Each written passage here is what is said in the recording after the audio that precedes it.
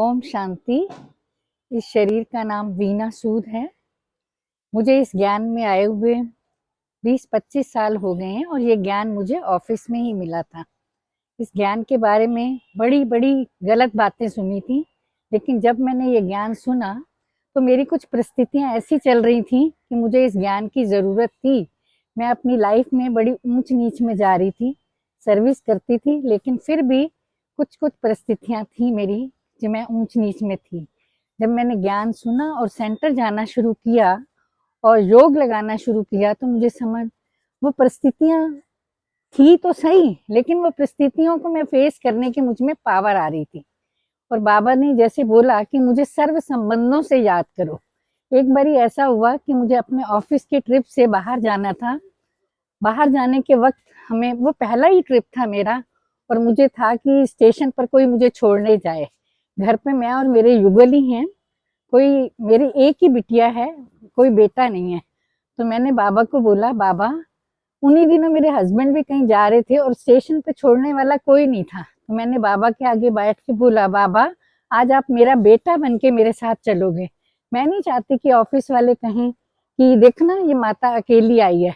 और रात की ट्रेन थी 9 बजे की। तो जब मैं बाबा को, मैं रोज शाम को योग में जब भी बैठती यही बात कहती, क्योंकि मुझे बड़ी टेंशन थी कि मैं स्टेशन कैसे जाऊंगी। और जो स्टेशन पे जाना था सराय काले खां, उसके बारे में ना मुझे आइडिया था, कैसे जाना है, कहाँ पर है, कुछ भी पता नहीं था। लेकिन जिस दिन वो आया, टाइम आया जाने का, तो मैंने कहा, बाबा अब आप मेरे को लेकर चलोगे, आज आप मेरा बेटा हो, मेरा बेटा मुझे छोड़ने आया है, मैं वहां जाके बोलूं। जैसे ही मैं यहाँ से निकली तो मुझे कोई कुछ भी ऑटो वाटो नहीं मिला। तो मैंने मेट्रो पकड़ी। मेट्रो पकड़ के जब मैं गई तो वो 14 नवंबर का दिन था, प्रगति मैदान में मेला लगता था। इसका मुझे बिल्कुल आइडिया नहीं था कि इतना ट्रैफिक होगा। लेकिन जब हम प्रगति मैदान पे उतर के मैंने ऑटो लेना चाहा, ऑटो नहीं मिला, बहुत रश और टाइम हो रहा था। और मुझे फोन पर फोन आ रहे थे कि आप कहाँ रह गई, टाइम हो रहा है, आप आई नहीं है। लेकिन इसी टाइम एक मैंने बाबा को बोला, बाबा मुझे आपने पहुंचाना है, आपने मुझे जरूर पहुंचाना है, क्योंकि मुझे जरूर पहुंचना है वहां पर। तो जब हम वहां जाने लगे, बस पे मुझे किसी ने बिठाया कि आप मैडम वहां जाओ। और सराय काले खां जब आया, स्टेशन कहाँ था पता नहीं, मैं उतरी। मैंने कहा, अरे ये तो मैं कहाँ आ गई हूँ, कैसे जाऊं। इतने में मैंने कहा, बाबा आपने तो मुझे छोड़ना था। तो जैसे मैंने मुड़ के देखा, एक बच्चा मेरे सामने आया और उसने बैग लटकाया हुआ। मैंने उसको बोला, बच्चे मुझे स्टेशन जाना है, कैसे जाऊं मैं। कहता, आंटी मुझे भी जाना है, आओ आप मेरे साथ। और उसने मुझे पकड़ा, हम दोनों बैठ के रिक्शा पे बैठे और वहां गए। वो कहीं वैष्णो देवी जा रहा था और उसका स्टेशन और मेरा स्टेशन का जो प्लेटफॉर्म था बाय चांस सेम था।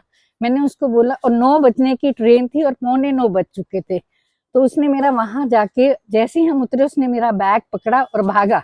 आंटी आप भागो, आपकी ट्रेन मैं पकड़वाऊंगा आज। हम भाग भाग के वहां पहुंचे और जैसे ही हम सीढ़ियों से उतरे, सामने ही डब्बा था। और उस बच्चे ने मुझे भाग के ट्रेन पे चढ़ाया। और सब लोग जो भी थे मेरे ऑफिस के, वो देख रहे थे। उनको ये लगा कि मुझे सच में मेरा बेटा ही छोड़ने आया है।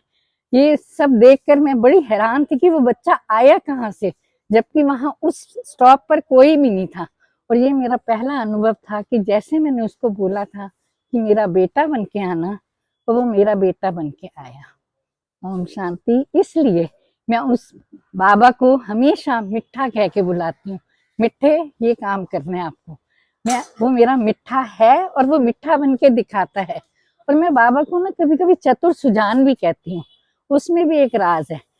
मतलब जब शुरू में हमारी कुछ ज्यादा इनकम नहीं थी, ओके ओके थी, लेकिन जब भी मुझे जरूरत पड़ी, वो कैसे हुई मेरी जरूरत पूरी मुझे आज तक नहीं पता।